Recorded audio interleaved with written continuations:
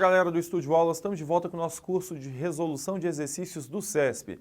Galera, agora nós estamos entrando em um tópico novo. Lá nos primeiros blocos nós resolvemos exercícios sobre a parte de administração pública.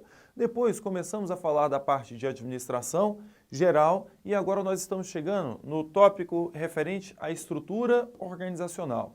É um tópico mais ligado a estruturas do que estratégia, já que estratégias nós vimos nos blocos anteriores. Então, olha só, galerinha, começando aqui da questão número 42.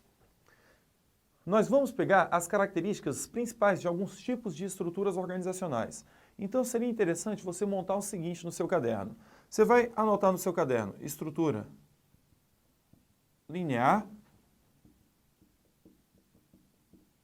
funcional,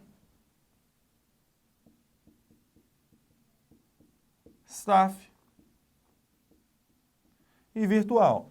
Ou no seu computador ou no seu caderno você vai montar uma planilhazinha, mais ou menos nesse sentido, com linear, funcional, staff e virtual. Cada questão que a gente for resolvendo vai trazendo para nós alguma característica relacionada a essas estruturas. À medida que as características forem surgindo, eu vou falando, isso é característica da linear, isso é característica da funcional, isso é característica da linha staff. E você vai montando no seu caderno quais são as principais características de cada tipo de estrutura, porque isso vai facilitar depois, a hora que você for estudar esse tópico. Então, olha só, por enquanto, a gente vai resolver os principais exercícios do CESP e eu vou relacionando. Ó, essa característica é da linear, essa característica é da funcional, essa é da staff. E você vai anotando. Quando chegar no final, você vai ter um apanhado daquilo que o CESP cobrou sobre essas 4 estruturas, galera. Vamos lá.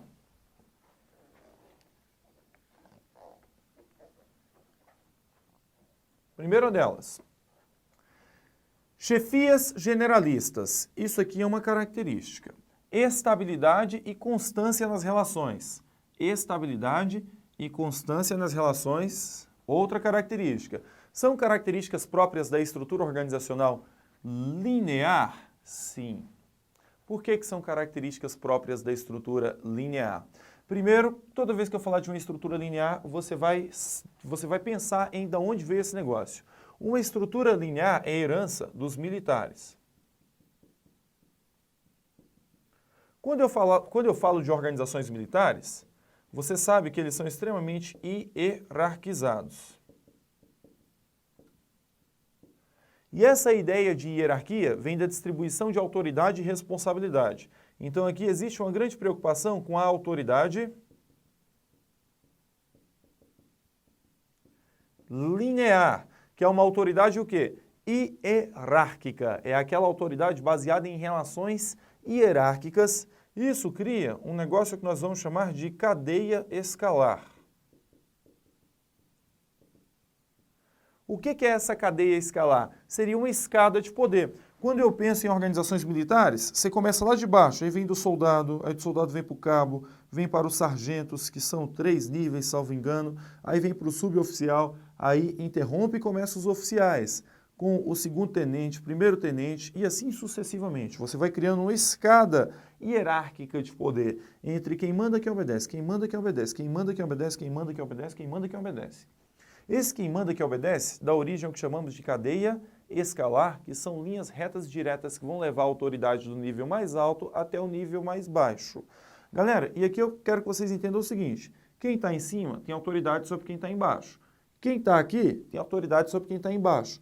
Então, todos possuem autoridade nessa estrutura.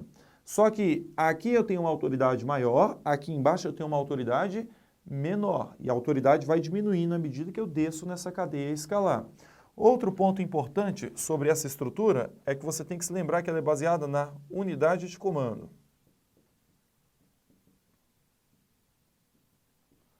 O que seria essa unidade de comando?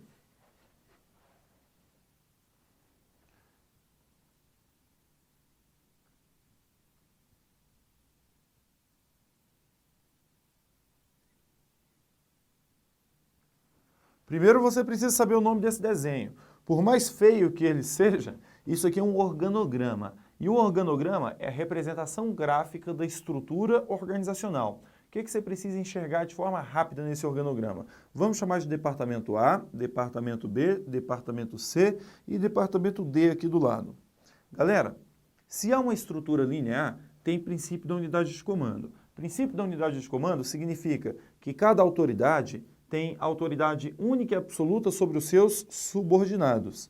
Então, só quem manda em B, vamos chamar isso aqui de F, só quem manda em B e F é A. Quem mais pode mandar em B e F? Ninguém. Só A manda em B e F. E o B e o F só podem se reportar a A. O que eu estou dizendo para vocês? O B pode vir e falar diretamente com o F? Não pode. Cada subordinado reporta-se de forma única e exclusiva, unicamente a apenas um chefe.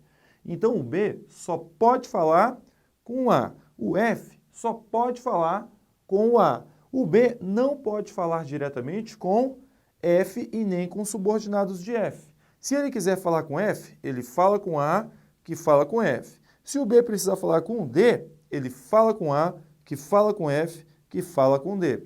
Por quê? Essa estrutura obedece à unidade de comando.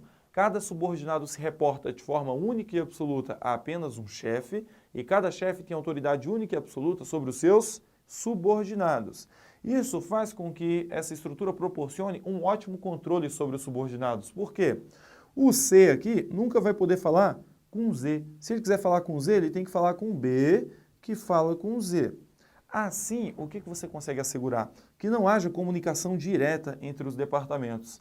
Se houvesse comunicação direta entre C e Z, o B não ficaria sabendo o que um C estava fazendo. Mas como essa comunicação direta não é possível, o B sempre sabe o que os seus subordinados estão fazendo. O A sempre sabe o que os seus subordinados estão fazendo.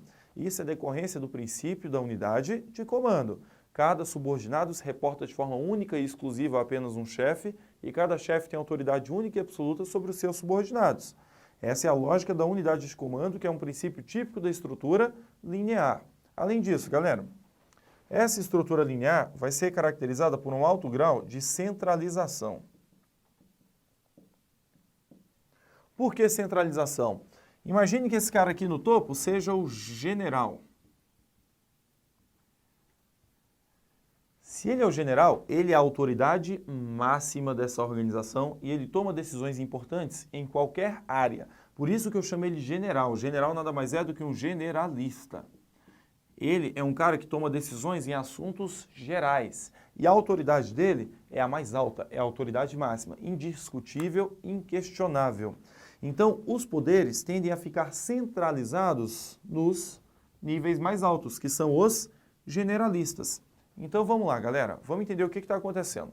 Em estruturas lineares eu tenho chefias generalistas? Tenho. Isso decorre da centralização, porque eu levo todos os poderes lá para cima e as decisões mais importantes são tomadas pelos níveis hierárquicos mais altos. Com isso eu crio chefias generalistas lá no topo.